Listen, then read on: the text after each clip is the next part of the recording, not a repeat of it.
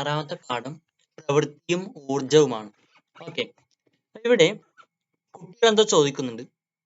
വൻതോതിൽ വൈദ്യുതി ഉൽപ്പാദിപ്പിക്കുന്ന ഡാമിലെ ഈ ജലം ഉപയോഗിച്ചാണ് ഇത്രമാത്രം ഊർജം ജലത്തിന് എങ്ങനെയാണ് ലഭിക്കുന്നതെന്ന് ഒരു കുട്ടിക്ക് സംശയം. ഓക്കെ, അപ്പൊ ഇതിന്റെ ഉത്തരം നമുക്ക് ഈ പാഠത്തിൽ നിന്ന് മനസ്സിലാവും. ഗതികോർജം, സ്ഥിതികോർജം എന്നൊക്കെ പറഞ്ഞിട്ട് പഠിക്കാനുണ്ട്. ഇവിടെ പ്രവൃത്തിയും ഊർജവും എന്ന പാഠത്തിൽ ആദ്യം തന്നെ 4 ചിത്രം കൊടുത്തിട്ടുണ്ട് ഇവിടെ, അല്ലെ? ഇവിടെ എന്താണ്? ചുമടുമായിട്ട് ഒരാൾ മുകളിലേക്ക് കയറുന്നുണ്ട്, അല്ലെ? ഈ ചിത്രം എയിൽ ചുമടുമായിട്ട് ഒരാൾ മുകളിലോട്ട് കയറുന്നുണ്ട്. ഇവിടെ ഒരു കുട്ടി പാറ തള്ളി നീക്കാൻ വേണ്ടി ശ്രമിക്കുന്നുണ്ട്. പാറ നീങ്ങുന്നില്ല, പക്ഷെ ശ്രമിക്കുന്നുണ്ട്. ഇവിടെ ഒരാൾ മൂന്നാം ചിത്രത്തിൽ ഈ ട്രോളി തള്ളി നീക്കിക്കൊണ്ട് പോകുന്നുണ്ട്. ഇവിടെയോ ഒരാൾ ചുമടുമായിട്ട് നിൽക്കുന്നുണ്ട് ഇവിടെ, അല്ലെ? അതാണ് ഇവിടെ അടുത്ത പട്ടികയിൽ പറഞ്ഞിട്ടുണ്ട്. ബലം പ്രയോഗിച്ച സന്ദർഭം എന്ന് പറഞ്ഞിട്ട് ലോറിയിലേക്ക് ചുമട് കയറ്റുന്ന ചിത്രം എ എന്ന അതായിരുന്നു. വലിയ പാറ തള്ളി നീക്കാൻ ശ്രമിക്കുന്നു, ചിത്രം ബി. സൂപ്പർ മാർക്കറ്റിൽ ട്രോളി തള്ളിക്കൊണ്ടു പോകുന്ന ചിത്രം കണ്ടു. തലയിൽ ചുമടുമായിട്ട് ഒരാൾ നിൽക്കുന്ന ചിത്രവും കണ്ടു. ഇവിടെ ആദ്യം പറഞ്ഞിട്ട് ബലം പ്രയോഗിക്കപ്പെട്ട വസ്തു ഏതെന്നാണ് ഇവിടെ പറഞ്ഞിട്ടില്ല, അല്ലെ? ബലം പ്രയോഗിക്കപ്പെട്ട വസ്തു ലോറിയിലേക്ക് ചുമട് കയറ്റുന്നു, അല്ലെ? ചുമട് കയറ്റുന്നു. ബലം പ്രയോഗിക്കപ്പെട്ട വസ്തു ഏതാണ്? ചുമട്. ചുമടിലല്ലേ മുകളിലേക്ക് ബലം പ്രയോഗിക്കുന്നത് ആ വ്യക്തി? ഈ ചുമട് മുകളിലേക്ക് താങ്ങി പിടിച്ച് നിർത്തിയിട്ടാണല്ലോ ഉള്ളത്. അപ്പൊ ചുമടാണ് ബലം പ്രയോഗിക്കപ്പെട്ട വസ്തു. വലിയ പാറ തള്ളി നീക്കാൻ ശ്രമിക്കുമ്പോഴോ ബലം പ്രയോഗിക്കപ്പെട്ട വസ്തു ഏതാണ്? അതായത് ആ കുട്ടി പാറയിലല്ലേ ബലം പ്രയോഗിക്കുന്നത്. അപ്പൊ ഇവിടെ ബലം പ്രയോഗിക്കപ്പെട്ട വസ്തു പാറ. സൂപ്പർ മാർക്കറ്റിൽ ട്രോളി തള്ളിക്കൊണ്ടുപോകുമ്പോഴോ ട്രോളിയിലല്ലേ ആ വ്യക്തി ബലം പ്രയോഗിക്കുന്നത്. ബലം പ്രയോഗിക്കപ്പെട്ട വസ്തു ട്രോളി. തലയിൽ ചുമടുമായിട്ട് ഒരാൾ നിൽക്കുന്നുണ്ട്. ബലം പ്രയോഗിക്കപ്പെട്ട വസ്തു എന്താണ്? ചുമടാണ്, അല്ലെ? ആ വ്യക്തി ആ ചുമടിനെ താങ്ങിയിട്ട് അവിടെ നിൽക്കുന്നുണ്ട്. ആ ചുമടിന് മുകളിലേക്ക് ഒരു ബലം പ്രയോഗിച്ചിട്ടാണല്ലോ ആ ചുമടുമായിട്ട് അവരവിടെ നിൽക്കുന്നത്, അല്ലെ? അങ്ങനെ മുകളിലോട്ട് ബലം ഇല്ലെങ്കിൽ ആ ചുമട് താഴോട്ട് വീഴുമല്ലോ, അല്ലേ? അതായത് അന്തരീക്ഷത്തിൽ സ്വതന്ത്രമായിട്ടൊരു ചുമട് ഇങ്ങനെ വെറുതെ നിൽക്കൂലല്ലോ. ആ വ്യക്തി മുകളിലോട്ട് ആ ചുമടിൽ ഒരു ബലം പ്രയോഗിക്കുന്നുണ്ട്. അതുകൊണ്ടാണ് എന്ത് ആ ചുമട് അവിടെ തന്നെ നിൽക്കുന്നത്. ഒന്നുമില്ല, ഇങ്ങനെ മനസ്സിലാക്കിയാൽ മതി. തലയിൽ ചുമടുമായിട്ട് ഒരാൾ നിൽക്കുമ്പോൾ അവിടെ ബലം പ്രയോഗിക്കപ്പെട്ട വസ്തു ചുമടാണ്. ഓക്കെ, ആ വ്യക്തി ചുമടിൽ മുകളിലേക്ക് ഒരു ബലം പ്രയോഗിക്കുന്നുണ്ട്, അതിനെ താങ്ങി പിടിച്ച് നിൽക്കുന്നുണ്ട് എന്നർത്ഥം. ഓക്കെ, ഇവിടെ ഈ ഓരോ സന്ദർഭങ്ങളിലും ബലം പ്രയോഗിക്കപ്പെട്ട വസ്തു ഏതൊക്കെയാണെന്ന് മനസ്സിലായി. ഈ വസ്തുവിന് സ്ഥാനാന്തരം സംഭവിച്ചുവോ ഇല്ലയോ എന്നാണ്. സ്ഥാനാന്തരം എന്ന് പറഞ്ഞാൽ എന്താണ് നിങ്ങൾക്ക് അറിയാമെന്ന് വിചാരിക്കുന്നു. ഇവിടെ ഈ കുന്നിന്റെ മുകളിൽ ഇവിടെ ഈ ഒരു സ്ഥലത്ത് നിന്ന് തൽക്കാലം എ എന്നൊരു പേര് കൊടുക്കാം. എ എന്ന പേര് കൊടുക്കാം. ഈ സ്ഥലത്ത് നിന്ന് ഒരു വ്യക്തി, ഒരാള് ഇതിലേ കൂടി ഇങ്ങനെ നടന്നിട്ട് ഇതിലേ കൂടി ഈ കുന്നിൽ നിന്ന് ഇവിടെ നടന്നിട്ട് ഇനി ഈ വ്യക്തി ഇതിലേ കൂടി പോയിട്ട് അവരെവിടെ എത്തി? ഇവിടത്തേക്ക് എത്തി. ഈ സ്ഥലത്തിന് ബി എന്ന പേര് കൊടുക്കാം. ഓക്കെ, ഈ സ്ഥലത്തിന് ബി എന്ന പേര് കൊടുക്കാം. വ്യക്തി എയിൽ നിന്ന് ബിയിലേക്ക് ഈ ഒരു പാതയിലേക്ക് കൂടെയാണ് സഞ്ചരിച്ചത്. അങ്ങനെയാണെങ്കിൽ സഞ്ചരിച്ച ഈ പാതയുടെ ആകെ നീളം എന്താണ്? ദൂരം എന്നറിയപ്പെടും. സ്ഥാനാന്തരവും ഈ ആദ്യ സ്ഥാനമായ എയിൽ നിന്ന് അന്ത്യസ്ഥാനമായ ബിയിലേക്ക് ഒരു നേർരേഖ വരക്കാം. ഈ നേർരേഖാ ദൂരമാണ് സ്ഥാനാന്തരം. ഇതിന് ദിശയും പറയണം. സ്ഥാനാന്തരം ഒരു സദിശ അളവാണല്ലോ, ദിശയോടുകൂടിയ അളവാണ്. അപ്പൊ എന്ത് പറയണം? എയിൽ നിന്ന് ബിയിലേക്ക് ദിശ പറയണം. എയിൽ നിന്ന് ബിയിലേക്ക് എന്ന് പറയണം, അല്ലെ കിഴക്കോട്ട് എന്നോ പടിഞ്ഞാറേക്കെന്നോ എങ്ങനെയാന്ന് വെച്ചാൽ അതുപോലെ. ഓക്കെ, അപ്പൊ എന്തൊക്കെയാണ്? ഇതാണ് സ്ഥാനാന്തരം. ആദ്യ സ്ഥാനം എ, ഇവിടെ അന്ത്യസ്ഥാനം ബി. അപ്പൊ ആദ്യ സ്ഥാനത്ത് നിന്ന് അന്ത്യസ്ഥാനത്തേക്കുള്ള നേർരേഖാ ദൂരമാണ് സ്ഥാനാന്തരം. ഓക്കെ, ഇവിടെ ചോദിച്ചിട്ടുള്ള ഈ ഓരോ സന്ദർഭങ്ങളിലും വസ്തുവിന് സ്ഥാനാന്തരം സംഭവിക്കുന്നുണ്ടോ എന്നാണ്. ഇവിടെ ചുമടുമായിട്ട് ആ വ്യക്തി മുകളിലോട്ട് പോകുന്നു. ചുമട് ആദ്യം എവിടെ ഉണ്ടായത്? താഴെയല്ലുണ്ടായത്. ചുമട് താഴെയല്ല ആദ്യം ഉണ്ടായത്. ഈ വ്യക്തി ചുമടുമായിട്ട് മുകളിലേക്ക് പോയി. ചുമട് മുകളിലെത്തി, അല്ലെ? അപ്പൊ ഇവിടെ എന്തായി? സ്ഥാനാന്തരം ഉണ്ടായി. ഈ വസ്തുവിന് സ്ഥാനാന്തരം ഉണ്ടായി, അല്ലെ? സ്ഥാനമാറ്റം ഉണ്ടായി. ഇത് ഇങ്ങോട്ട് നീങ്ങിയില്ലേ വസ്തു. ഇവിടെ പാറ തള്ളി നിൽക്കാൻ വേണ്ടി ശ്രമിക്കുന്നുണ്ട്, പക്ഷെ പാറ അനങ്ങുന്നില്ല. അതായത് സ്ഥാനം മാറിയിട്ടില്ല. പാറയുടെ സ്ഥാനം അവിടെ തന്നെ ഉണ്ട്. അപ്പൊ സ്ഥാനാന്തരം ഇവിടെ ഇല്ല. ഓക്കെ, ഇവിടെ സൂപ്പർ മാർക്കറ്റിൽ ട്രോളി തള്ളിക്കൊണ്ടു പോകുന്നുണ്ട് ഈ വ്യക്തി. ഇങ്ങനെ ഈ ഒരു ദിശയിൽ തള്ളിക്കൊണ്ടു പോകുമ്പോൾ ഈ ട്രോളിയുടെ സ്ഥാനം മാറി, സ്ഥാനാന്തരം ഉണ്ടായി. ഇവിടെ ചുമടുമായിട്ട് ഈ വ്യക്തി നിൽക്കുകയാണ്. ചുമടിന്റെ സ്ഥാനം ഇവിടെ തന്നെ നിൽക്കുന്നു. വ്യക്തി നടന്നു പോകുന്നൊന്നുമില്ല. വ്യക്തി എവിടേക്കും പോകുന്നില്ല. ചുമടിന് സ്ഥാനാന്തരം ഉണ്ടാവുന്നില്ല. ചുമട് ഇവിടെ തന്നെ നിൽക്കുന്നു. അപ്പൊ ഇവിടെ സ്ഥാനാന്തരം ഇല്ല. അതാണ് ഈ ഒരു കോളത്തിൽ പറഞ്ഞിട്ടുള്ളതാണ് വസ്തുവിന് സ്ഥാനാന്തരം സംഭവിച്ചോ ഇല്ലയോ. ഞാനിപ്പോ പറഞ്ഞ കാര്യങ്ങൾ ഇവിടെ എഴുതി കൊടുത്തിട്ടുണ്ട്, അല്ലെ? ചുമട് ലോറിയിലേക്ക് കയറ്റുന്നു, സ്ഥാനാന്തരം സംഭവിച്ചു. ഓക്കെ, ഇവിടെ വലിയ പാറ തള്ളി നീക്കാൻ ശ്രമിക്കുമ്പോൾ സംഭവിച്ചില്ല. പിന്നെ സൂപ്പർ മാർക്കറ്റിലെ ട്രോളി തള്ളുമ്പോൾ അത് സംഭവിച്ചു, അവിടെ സ്ഥാനാന്തരം സംഭവിച്ചു. തലയിൽ ചുമടുമായിട്ട് ഒരാൾ നിൽക്കുകയാണ്, അവിടെ സ്ഥാനാന്തരം ഇല്ല ചുമടിന്, അല്ലെ? അടുത്ത് പറഞ്ഞ് ബലം പ്രയോഗിച്ച ദിശയിൽ വസ്തുവിന് സ്ഥാനാന്തരം ഉണ്ട് ഇല്ല. സ്ഥാനാന്തരം ഉണ്ടോ ഇല്ലയോ എന്നാണ് ഇവിടെ എഴുതിയിട്ടുള്ളത്. അടുത്തെന്താണ്? ബലം പ്രയോഗിച്ച ദിശയിൽ തന്നെയാണോ വസ്തുവിന് സ്ഥാനാന്തരം എന്നാണ് ചോദിച്ചിട്ടുള്ളത്. അത് സ്ഥാനമാറ്റം ഉണ്ട്. ആ സ്ഥാനമാറ്റം എന്ന് പറയുന്നത്, ആ സ്ഥാനാന്തരം എന്ന് പറയുന്നത് എന്താണ്? ഈ ബലം പ്രയോഗിച്ച ദിശയിൽ തന്നെയാണോ എന്നാണ് അടുത്ത കോളം, അല്ലെ? അതും കൂടി നമുക്കൊന്ന് പരിശോധിച്ച് നോക്കാം. ഇവിടെ ചുമട് താഴെ നിന്ന് മുകളിലേക്ക്, അല്ലെ, ഇങ്ങനെ പോയി, ഇങ്ങനെ സ്ഥാനാന്തരം. ബലം പ്രയോഗിച്ച ദിശയോ അത് തന്നെയല്ലേ? ചുമടിലെ വ്യക്തി മുകളിലേക്കല്ലേ ബലം പ്രയോഗിക്കുന്നത്, അല്ലെ? അങ്ങനെയാണെങ്കിൽ മുകളിലേക്കാണ് ബലം പ്രയോഗിക്കുന്നത്, ആ ദിശയിലാണ്. ചുമടിന്റെ സ്ഥാനാന്തരവും അതേ ദിശയിൽ തന്നെയാണ്. അപ്പൊ അങ്ങനെയാണെങ്കിൽ ഇവിടെ ബലം പ്രയോഗിച്ച ദിശയിൽ സ്ഥാനാന്തരം സംഭവിച്ചു അറിയാം. ഇവിടെ പാറ തള്ളി നീക്കാൻ വേണ്ടി കുട്ടി ശ്രമിക്കുമ്പോൾ ഇതല്ലേ ബലം പ്രയോഗിച്ച ദിശ? ഇവിടെ സ്ഥാനാന്തരം ഇല്ല, അതുകൊണ്ട് ബലം പ്രയോഗിച്ച ദിശയിൽ സ്ഥാനാന്തരം ഇല്ല. അടുത്ത കോളം എന്താണ്? ബലം പ്രയോഗിച്ച ദിശയിൽ സ്ഥാനാന്തരം ഉണ്ടോ എന്നാണ്. സ്ഥാനാന്തരം ഇല്ല, അതായത് ബലം പ്രയോഗിച്ച ദിശയിൽ ഇവിടെ സ്ഥാനാന്തരം ഇല്ല. ഓക്കെ, ഇവിടെയോ ഈ ട്രോളിക്ക് സ്ഥാനാന്തരം ഉണ്ടാവുന്നു. ഏത് ദിശയിൽ? ഈ ഒരു ദിശയിൽ സ്ഥാനാന്തരം ഉണ്ടാകുന്നത്. ബലം പ്രയോഗിക്കുന്ന ദിശയോ? ട്രോളിയിൽ ഇതേ ദിശയിൽ തന്നെയല്ലേ ബലം പ്രയോഗിക്കുന്നത്. അപ്പൊ ഇവിടെ എന്ത് പറയാം? ബലം പ്രയോഗിച്ച ദിശയിൽ സ്ഥാനാന്തരം ഉണ്ട്. ഓക്കെ, ഇവിടെ ഈ ചുമടിൽ മുകളിലേക്ക് ബലം പ്രയോഗിക്കുന്നു. ഈ വ്യക്തി മുകളിലേക്ക് ബലം പ്രയോഗിച്ചിട്ടാണ് ഈ ചുമടിനെ ഇവിടെ താങ്ങി നിർത്തുന്നത്, അല്ലെ? തലയുടെ മുകളിൽ നിർത്തുന്നത് മുകളിലോട്ട് ബലം പ്രയോഗിച്ചിട്ടാണ്. പക്ഷെ ആ ബലം പ്രയോഗിക്കുന്ന ദിശയിൽ ഇതിന് സ്ഥാനാന്തരം ഉണ്ടാവുന്നുണ്ടോ? ഇല്ലല്ലോ. മുകളിലേക്ക് ബലം പ്രയോഗിക്കുന്നുണ്ട്, പക്ഷെ ചുമട് ഇവിടെ തന്നെ നിൽക്കുന്നു, സ്ഥാനാന്തരമേ ഇല്ല ഇതിന്. അതാണ് അടുത്ത കോളത്തിൽ പൂരിപ്പിച്ചിട്ടുള്ളത്. കണ്ടോ? ലോറിയിലേക്ക് ചുമട് കയറ്റുമ്പോൾ സ്ഥാനാന്തരം ഉണ്ട്, ബലം പ്രയോഗിച്ച ദിശയിലുണ്ട്. മുകളിലോട്ട് ബലം പ്രയോഗിക്കുന്നു, അതേ ദിശയിൽ തന്നെ ഉണ്ട്. അപ്പൊ ബലം പ്രയോഗിച്ച ദിശയിൽ തന്നെ സ്ഥാനാന്തരം ഉണ്ട്. പാറ തള്ളി നീക്കാൻ ശ്രമിക്കുമ്പോൾ ഇല്ല. ട്രോളി തള്ളിക്കൊണ്ടുപോകുമ്പോൾ ഉണ്ട്. തലയിൽ ചുമടുമായി നിൽക്കുമ്പോൾ ഇല്ല. കാര്യം മനസ്സിലായല്ലോ? ആ ചിത്രം കൃത്യമായിട്ട് നോക്കിയിട്ട് വേണം നിങ്ങൾ ഈ ഒരു പട്ടിക പൂരിപ്പിക്കാൻ വേണ്ടിയിട്ട്. പട്ടിക 6.1 നിന്ന് എല്ലാ സന്ദർഭങ്ങളിലും ബലം പ്രയോഗിച്ച ദിശയിൽ വസ്തുവിന് സ്ഥാനാന്തരം ഉണ്ടാകുന്നില്ല എന്ന് മനസ്സിലായല്ലോ, അല്ലെ? എല്ലാ സന്ദർഭങ്ങളിലും ബലം പ്രയോഗിച്ച ദിശയിൽ സംഭവിക്കുന്നില്ല സ്ഥാനാന്തരം, ചില സന്ദർഭങ്ങളിൽ സംഭവിക്കുന്നുണ്ട്. അടുത്ത പ്രവൃത്തി എന്ന് പറഞ്ഞാൽ എന്താണ്? പ്രവൃത്തി എന്ന് പറഞ്ഞാൽ ഒരു വസ്തുവിൽ ബലം പ്രയോഗിക്കുകയും, എന്താണ്? ബലം പ്രയോഗിക്കുകയും അതുമൂലം, ആ പ്രയോഗിച്ച ബലം കാരണം വസ്തുവിന് ആ ബലത്തിന്റെ ദിശയിൽ സ്ഥാനാന്തരം സംഭവിക്കുകയും ചെയ്യുന്നുണ്ടെങ്കിൽ, അല്ലെ? അങ്ങനെ ചെയ്യുന്നുണ്ടെങ്കിൽ ആ ബലം വസ്തുവിൽ ഒരു പ്രവൃത്തി ചെയ്തതായി കണക്കാക്കാം. മനസ്സിലായല്ലോ? എന്താണ് കണ്ടീഷൻ? ഒരു വസ്തുവിൽ ബലം പ്രയോഗിക്കുകയും, ബലം പ്രയോഗിക്കുന്നുണ്ട്, അതുമൂലം, ആ ബലം കാരണം, അതുമൂലം വസ്തുവിന് ബലത്തിന്റെ ദിശയിൽ സ്ഥാനാന്തരം സംഭവിക്കുകയും വേണം, അല്ലെ? ബലം പ്രയോഗിക്കണം, ആ ബലം കാരണം ആ ദിശയിൽ തന്നെ വസ്തുവിന് സ്ഥാനാന്തരം സംഭവിക്കുകയും ചെയ്യണം. അങ്ങനെയാണെങ്കിൽ നമുക്ക് എന്ത് പറയാം? ആ ബലം ആ വസ്തുവിൽ ഒരു പ്രവൃത്തി ചെയ്തു എന്ന് പറയാം. പട്ടിക 6.1 നിന്ന് ഏതൊക്കെ സന്ദർഭങ്ങളിലാണ് പ്രവൃത്തി ചെയ്യപ്പെട്ടത്? ചിത്രം എ ആൻഡ് ചിത്രം സിയിലാണ്, അല്ലെ? അപ്പൊ പട്ടിക 6.1 നിന്ന് ഏതൊക്കെ സന്ദർഭങ്ങളിൽ പറയാം? ഇവിടെയല്ലേ ലോറിയിലേക്ക് ചുമട് കയറ്റുന്നു, ഈ സന്ദർഭം. അപ്പൊ ഒന്നാമത്തേതാണ് ലോറിയിലേക്ക് ചുമട് കയറ്റുന്നു. പിന്നെ സി, സൂപ്പർ മാർക്കറ്റിൽ ട്രോളി തള്ളിക്കൊണ്ടു പോകുന്നു, അല്ലെ? ഒന്നാമത്തതും മൂന്നാമത്തതും ഈ സന്ദർഭങ്ങൾ ഇവിടെ എഴുതിയാൽ മതി, അല്ലെ? ഇതിന് ഉത്തരം എന്താണ്? എ ആൻഡ് സി, ഒന്നാമത്തതും മൂന്നാമത്തതും. ഏതൊക്കെയാണ്? ലോറിയിലേക്ക് ചുമട് കയറ്റുന്നതും പിന്നെ മൂന്നാമത്തത് സൂപ്പർ മാർക്കറ്റിൽ ട്രോളി തള്ളിക്കൊണ്ടു പോകുന്നതും. ഇവിടെ പ്രവൃത്തി ചെയ്യപ്പെടാത്ത സന്ദർഭങ്ങളോ? ബാക്കി രണ്ട് സന്ദർഭങ്ങളാണ്. ഏതൊക്കെ? ബി ആൻഡ് ഡി, അതായത് രണ്ടാമത്തതും നാലാമത്തതും. പാറ തള്ളി നിൽക്കാൻ ശ്രമിക്കുന്നത്, അവിടെ പ്രവൃത്തി ചെയ്യപ്പെടുന്നില്ല. ഓക്കെ. നാലാമത്തെ തലയിൽ ചുമടുമായിട്ട് ഒരാൾ നിൽക്കുന്നു, അവിടെയും പ്രവൃത്തി ചെയ്യപ്പെടുന്നില്ല. ഓക്കെ. ഇവിടെ ഈ പ്രവൃത്തിയുടെ അളവ് കണക്കാക്കാനാകുമോ എന്ന് പറയുന്നത്. പ്രവൃത്തിയുടെ അളവ്, പ്രവൃത്തി ചെയ്യുന്നുണ്ട് പല സാഹചര്യങ്ങളിലും, അതിന്റെ അളവ് കണക്കാക്കാനാകുമോ?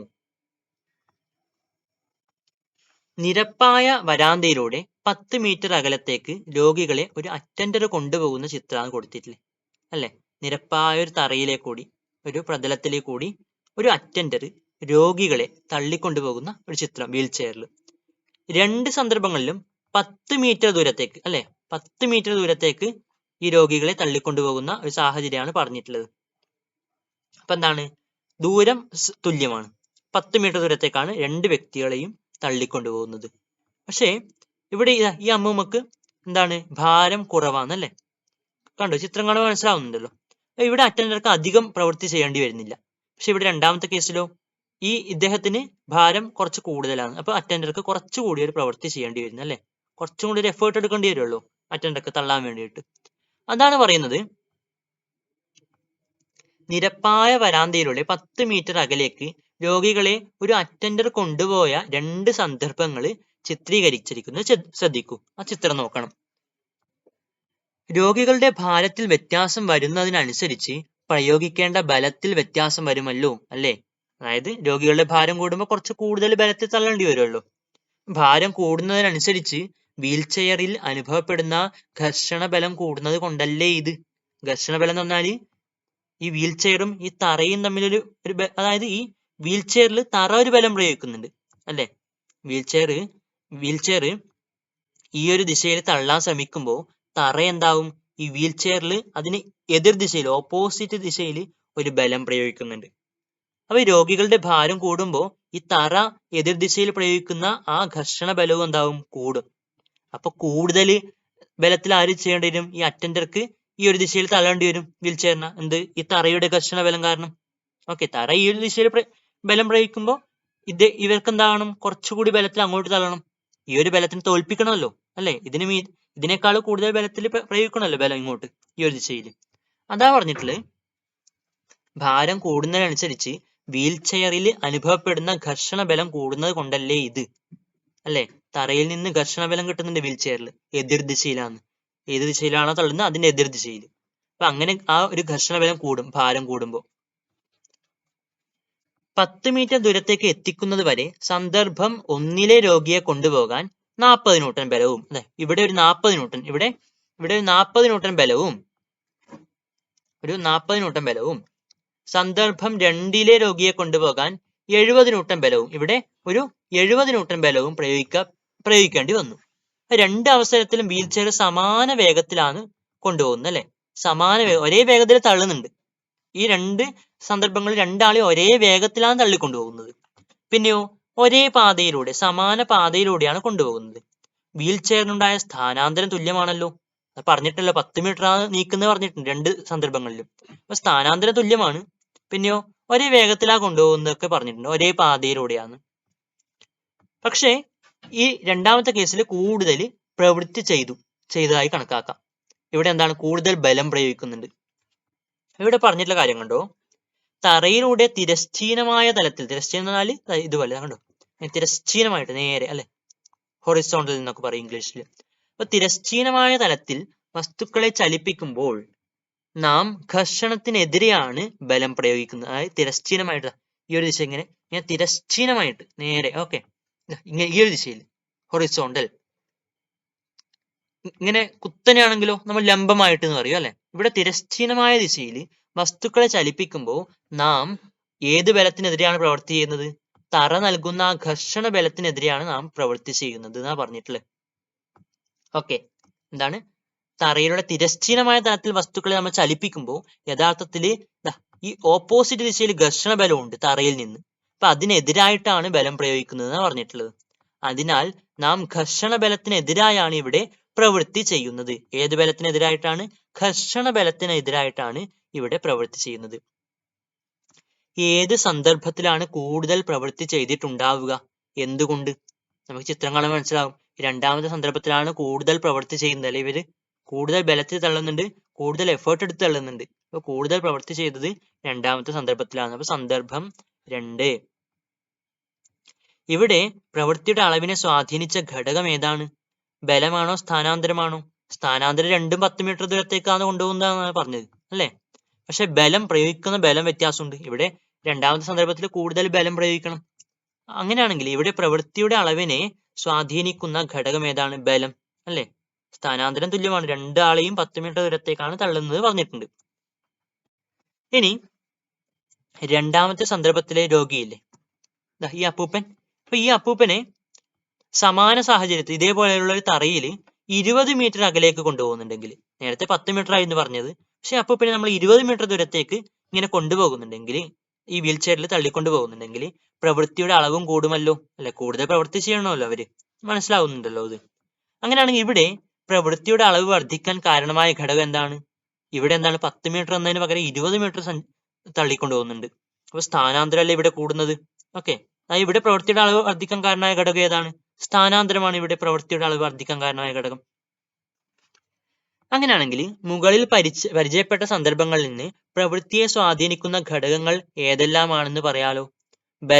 ബലം എന്ന ഒരു അളവ് പ്രവൃത്തിയുടെ അളവിനെ സ്വാധീനിക്കുന്നു പറഞ്ഞു. ബലം കൂടുമ്പോൾ പ്രവൃത്തി കൂടും. പിന്നെയോ രണ്ടാമത്താണ് സ്ഥാനാന്തരം കൂടുമ്പോൾ അപ്പോഴും പ്രവൃത്തിയുടെ അളവ് കൂടും. ഇവിടെ യെല്ലോ ബോക്സിൽ കൊടുത്തിട്ട് പഠിച്ചോളൂ. എന്താണ് ഇവിടെ ആദ്യം ഇത് പറയാം. പ്രവൃത്തി ഈസ് ഈക്വൽ ടു ബലം ഗുണിക്കണം സ്ഥാനാന്തരം, അല്ലെ? ബലം ഗുണിക്കണം സ്ഥാനാന്തരം, അതായത് ബലം ഗുണിക്കണം ബലത്തിന്റെ ദിശയിലുണ്ടായ സ്ഥാനാന്തരം, അല്ലെ? അതായത് യെല്ലോ ബോക്സ് കൊടുത്തത് പ്രയോഗിച്ച ബലത്തിന്റെയും ഇതാ ഇവിടെ ഉണ്ട്. ബലം എന്ന് പറഞ്ഞാൽ അതാണ് പ്രയോഗിച്ച ബലത്തിന്റെയും വസ്തുവിന് ബലത്തിന്റെ ദിശയിലുണ്ടായ സ്ഥാനാന്തരത്തിന്റെയും, അതാണ് ഇവിടെ സ്ഥാനാന്തരം എന്ന് പറഞ്ഞാൽ കൊടുത്തില്ല, കണ്ടോ? സ്ഥാനാന്തരം വസ്തുവിന് ബലത്തിന്റെ ദിശയിലുണ്ടായ സ്ഥാനാന്തരത്തിന്റെയും ഗുണനഫലമായിരിക്കും. കണ്ടോ ഗുണനത്തിന്റെ ചിഹ്നം? അതായിരിക്കും പ്രവൃത്തിയുടെ അളവ്, അല്ലെ? പ്രവൃത്തി ഈസ് ഈക്വൽ ടു ബലം ഗുണിക്കണം സ്ഥാനാന്തരം. പ്രവൃത്തിനെ നമുക്ക് വർക്ക്, അല്ലെ? ഇംഗ്ലീഷ് വർക്ക് എന്നല്ലേ? അപ്പൊ നമ്മൾ സിമ്പിൾ ആയിട്ട് എന്ത് പറയും? പ്രതീകമായിട്ട് W എന്ന് എഴുതാം. ബലത്തിന് ഇംഗ്ലീഷ് ഫോഴ്സ് ആണ്. അപ്പൊ അതിന്റെ സിമ്പല് നമുക്ക് എന്താ എഴുതാം? എഫ് എന്ന് എഴുതാം. ക്യാപിറ്റൽ ലെറ്റർ എഫ് എന്ന് എഴുതാം. സ്ഥാനാന്തരത്തിന് നമ്മൾ പണ്ട് ഏത് സിമ്പിളാണ് ഉപയോഗിക്കാറ്? എസ് എന്ന സിമ്പൽ ഉപയോഗിക്കാറുണ്ട്. അപ്പൊ W is equal to F ഗുണിക്കണം എസ്, എഫ് എസ് എന്ന് എഴുതാം, അല്ലെ? ഇനി ഇതിന്റെ യൂണിറ്റ് കണക്കാക്കിയാലോ? ഇത് സിമ്പിളാണ്, പ്രതീകമാണ് ഇത്. യൂണിറ്റ് കണക്കാക്കിയാലോ? ബലം ഗുണിക്കണം സ്ഥാനാന്തരാണല്ലോ. അങ്ങനെയാണെങ്കിൽ പ്രവൃത്തിയുടെ യൂണിറ്റ് പറഞ്ഞാല് ബലത്തിന്റെ യൂണിറ്റ് ആയ ന്യൂട്ടൺ ഗുണിക്കണം സ്ഥാനാന്തരത്തിന്റെ യൂണിറ്റ് ആയ മീറ്റർ, അല്ലേ? സ്ഥാനാന്തരത്തിന്റെ യൂണിറ്റ് മീറ്റർ ആണെന്ന് കഴിഞ്ഞ പാഠങ്ങളിലൊക്കെ പഠിച്ചിട്ടുണ്ടല്ലോ. അപ്പൊ എന്താണ്? ന്യൂട്ടൺ ഗുണിക്കണം മീറ്റർ, അല്ലെ? ന്യൂട്ടൺ മീറ്റർ ഇങ്ങനെ എഴുതിയാൽ ഗുണിക്കണം ചിഹ്നം ഇടയ്ക്ക് എഴുതണമെന്നില്ല. അപ്പൊ ന്യൂട്ടൺ മീറ്റർ. ഈ ന്യൂട്ടൺ മീറ്റർ എന്നതിനെ നമ്മൾ വേറൊരു പേരിൽ കൂടി പറയും. അതാണ് ജൂൾ. എന്താണ്? ജൂൾ എന്ന പുതിയൊരു യൂണിറ്റ് നമ്മളിവിടെ പഠിക്കുന്നത്. എന്ത് തന്നെയാണത്? ന്യൂട്ടൺ മീറ്റർ എന്ന യൂണിറ്റ് തന്നെയാണ്. അതിനെ നമ്മൾ ജൂൾ എന്ന് കൂടി പറയും. ആ പ്രവൃത്തിയുടെ യൂണിറ്റ് ന്യൂട്ടൺ മീറ്റർ ആണെന്ന് മനസ്സിലായല്ലോ. ഇത് SI യൂണിറ്റിൽ ജൂൾ എന്ന് അറിയപ്പെടുന്നു. ഇതിന്റെ സിമ്പിൾ എന്താണ്? ക്യാപിറ്റൽ ലെറ്റർ J ആണ് ജൂളിന്റെ സിമ്പിൾ. ജെയിംസ് പ്രെസ്കോട്ട് ജൂളിനോടുള്ള, ഈ ശാസ്ത്രജ്ഞനോടുള്ള ആദരസൂചകമായിട്ടാണ് ഈ പേര് നൽകിയത്. ഓക്കെ, ഒരു ചോദ്യം പറഞ്ഞിട്ടുണ്ടോ? ഒരു ന്യൂട്ടൺ ബലത്തിന് വിധേയമായിട്ട് ഒരു വസ്തുവിനെ തിരശ്ചീനമായ പ്രതലത്തിലൂടെ ബലത്തിന്റെ ദിശയിൽ 1 മീറ്റർ ദൂരം ചലിപ്പിക്കുന്നു. എന്താണ്? 1 ന്യൂട്ടൺ ബലമാണ് കൊടുക്കുന്നത്. അതിനെ തിരശ്ചീനമായ തലത്തിൽ നമ്മൾ 1 മീറ്റർ ദൂരം ചലിപ്പിക്കുന്നു. ഓക്കെ, ഇവിടെ ബലം വസ്തുവിൽ ചെയ്ത പ്രവൃത്തി കണക്കാക്കാൻ പറഞ്ഞിട്ടുണ്ട്. ആ പ്രവൃത്തി W is equal to F ഗുണിക്കണം എസ് ആണ്. അതായത് ബലം ഗുണിക്കണം സ്ഥാനാന്തരാന്ന് അറിയാം. ബലം എത്രയാണ് തന്നിട്ടുണ്ട്? 1 ന്യൂട്ടൺ ആണ് തന്നിട്ടുണ്ട്. ബലം 1 ന്യൂട്ടൺ ആണ് തന്നിട്ടുണ്ട്. കണ്ടോ ഇവിടെ ബലം 1 ന്യൂട്ടൺ ആണ് തന്നിട്ടുണ്ട്. സ്ഥാനാന്തരം എസ് 1 മീറ്റർ ആണെന്ന് തന്നിട്ടുണ്ട്. അതും ഇതാ കണ്ടോ 1 മീറ്റർ ആണ് തന്നിട്ടുണ്ട് ഇവിടെ. അങ്ങനെയാണെങ്കിൽ W is equal to F ഗുണിക്കണം എസ് ആണല്ലോ. എഫ് അറിയാം നിങ്ങൾക്ക്, എസും അറിയാം. അങ്ങനെയാണ് എഴുതിക്കോളൂ. 1 ന്യൂട്ടൺ ഗുണിക്കണം എസ് എന്താണ്? 1 മീറ്റർ. 1 ന്യൂട്ടൺ ഗുണിക്കണം 1 മീറ്റർ എന്താണ്? 1 ഗുണിക്കണം 1 എന്താണ്? 1 ഗുണിക്കണം 1 എന്താണ്? 1 തന്നെയാണ്. പിന്നെ ന്യൂട്ടണും ഉണ്ട് മീറ്ററും ഉണ്ട്. യൂണിറ്റ് എന്താണ്? Newton metre. ഈ ന്യൂട്ടൺ മീറ്റർ എന്ന യൂണിറ്റിനെ നമ്മൾ എന്ത് യൂണിറ്റിൽ പറയാന്ന് പറഞ്ഞു? ജൂൾ എന്ന് പറയാന്ന് പറഞ്ഞു. അപ്പൊ നമുക്ക് എന്ത് എഴുതാം? 1 ജൂൾ എന്ന് എഴുതാം. 1 ജൂൾ, അതാണ് ഉത്തരം. അങ്ങനെയാണെങ്കിൽ 1 ജൂൾ എന്ന് പറഞ്ഞാൽ നമുക്ക് അതിന് ഇങ്ങനെ പറയാം. ഒരു വസ്തുവില് 1 ന്യൂട്ടൺ ബലം പ്രയോഗിച്ചപ്പോൾ ആ വസ്തുവിന് ബലത്തിന്റെ ദിശയിൽ 1 മീറ്റർ സ്ഥാനാന്തരം ഉണ്ടായെങ്കിൽ നമുക്ക് ആ ബലം വസ്തുവിൽ ചെയ്ത പ്രവൃത്തിയുടെ അളവ് 1 ജൂൾ ആണെന്ന് പറയാം, അല്ലെ? കണ്ടോ ഇവിടെ 1 ന്യൂട്ടൺ ബലം പ്രയോഗിച്ചപ്പോൾ അതിന് 1 മീറ്റർ സ്ഥാനാന്തരം ഉണ്ടായി. അപ്പൊ അതിന്റെ പ്രവൃത്തിയുടെ അളവ് എത്രയാണെന്ന് കിട്ടി? 1 ജൂൾ എന്ന് കിട്ടി. ഇതേ കാര്യമാണ് ഇവിടെ യെല്ലോ ബോക്സിൽ പറഞ്ഞിട്ടുള്ളത്. ഓക്കെ, ഇനി കണ്ടോളൂ. ഒരു വസ്തുവിൽ ബലം പ്രയോഗിച്ചപ്പോൾ ചെയ്ത പ്രവൃത്തി കണക്കാക്കുന്നത് എങ്ങനെയാണെന്ന് മനസ്സിലായല്ലോ, അല്ലെ? എങ്ങനെയാണ്? ബലം ഗുണിക്കണം ബലത്തിന്റെ ദിശയിലുണ്ടായ സ്ഥാനാന്തരം. ജസ്റ്റ് അത് ഗുണിച്ച് എഴുതി വെച്ചാൽ മതി. ഓക്കെ, യൂണിറ്റ് എന്താണ്? SI യൂണിറ്റിൽ ജൂൾ എന്ന യൂണിറ്റ് ആണ്. അതിനെ capital letter capital letter J എന്ന സിമ്പൽ കൊണ്ടാണ് സൂചിപ്പിക്കുന്നത്. അങ്ങനെയാണെങ്കിൽ വസ്തുക്കളെ ഉയർത്തുമ്പോൾ ചെയ്യുന്ന പ്രവൃത്തി എങ്ങനെയാണ് കണക്കാക്കുന്നതെന്നാണ്. ഓക്കെ, വസ്തുക്കളെ നമ്മൾ ഉയർത്തുമ്പോൾ കണ്ടോ, ഇവിടെ കണ്ടോ ഒരു വസ്തുവിനെ ക്രെയിൻ ഉപയോഗിച്ച് മുകളിലേക്ക് ഉയർത്തുന്നുണ്ട്. അപ്പൊ ഇങ്ങനെ ഉയർത്തുമ്പോൾ നമ്മൾ ബലം പ്രയോഗിക്കുന്നത് ഗുരുത്വാകർഷണ ബലത്തിനെതിരായിട്ടല്ലേ എന്നാണ്. ഓക്കെ, ഇവിടെ ഒരു വസ്തുവിനെ ആരാണ് താഴോട്ട് ആകർഷിക്കുന്നത്? ഭൂമി ഈ വസ്തുവിനെ താഴോട്ട് ആകർഷിക്കുന്നുണ്ട്. ഒരു വസ്തു ഇവിടെ ഉണ്ടെങ്കിൽ അതിനെ ഭൂമി താഴേക്ക് ആകർഷിക്കുന്നുണ്ട്. ഓക്കെ, അതുകൊണ്ടാണല്ലോ തറയിൽ വെച്ചൊരു വസ്തു മുകളിലോട്ട് പറന്നു പോകാതെ അവിടെ തന്നെ നിൽക്കുന്നത്. അപ്പൊ ഈ വസ്തുവിനെ നമ്മൾ മുകളിലേക്ക് ഉയർത്തുമ്പോൾ നമ്മൾ ഏത് ബലത്തിനെതിരായാണ് പ്രവർത്തിക്കുന്നത്? ഏത് ബലത്തിനെതിരായാണ് ബലം പ്രയോഗിക്കുന്നത്? ഈ താഴോട്ടുള്ള ഗുരുത്വാകർഷണ ബലത്തിന് എതിരായിട്ടാണ് നമ്മൾ മുകളിലേക്ക് ബലം പ്രയോഗിക്കുന്നത്. അപ്പൊ അത് അടുത്തതായിട്ട് പഠിക്കാനുള്ളത് ഗുരുത്വാകർഷണത്തിനെതിരായ പ്രവൃത്തി എന്നാണ്. അത് നമുക്ക് അടുത്ത ക്ലാസ്സിൽ പഠിക്കാം. അതിനു മുമ്പ് എന്താണ്, അടുത്ത ക്ലാസ് കേൾക്കുന്നതിന് മുൻപ് തീർച്ചയായിട്ടും ഇതുവരെയുള്ളതൊക്കെ കൃത്യമായിട്ട് പഠിച്ചു എന്ന് ഉറപ്പുവരുത്തുക. Okay, thank you.